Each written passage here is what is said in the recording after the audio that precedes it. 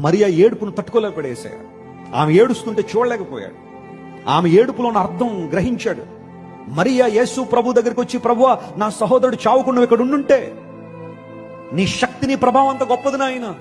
Martha అడిగిన మాటలో ఉన్న ఇంటోనేషన్ ఏంటంటే, నువ్వు ఎందుకు ఆలస్యం చేసావు? ఏమైంది ఇంతవరకు? నీకు ఎప్పుడు వాడుతుంది ఇది? నువ్వు ఎప్పుడు వస్తున్నావు? చూసావా, నీ ఆలస్యం వల్ల నా తమ్ముడు చచ్చిపోయాడు అన్నట్టుగా మార్త మాట్లాడింది. ఆ ఇంటోనేషన్కి అర్థం అదే. కానీ మరియా మాట్లాడింది ఏంటో తెలుసా? ప్రభువా, నీ శక్తి, నీ ప్రభావం, నీ ఔన్నత్యం నాకు తెలిసాయా. Please look into my tears. నా కన్నీళ్లు చూసే దేవుడు. మరియా ఏడుస్తుంటే యేసయ్య తట్టుకోలేకపోయాడు. He's the compassionate God.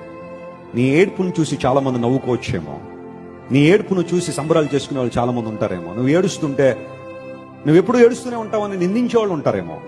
నమ్ము ప్రియ దేవుని బిడ్డ, నువ్వు ఏడిస్తే ఆ కన్నీరు నేల రాలక మునుపే నా యేసయ్య ఒడిలో పడుతుంది. ఆయన నిన్ను సంస్కరించినట్టుగా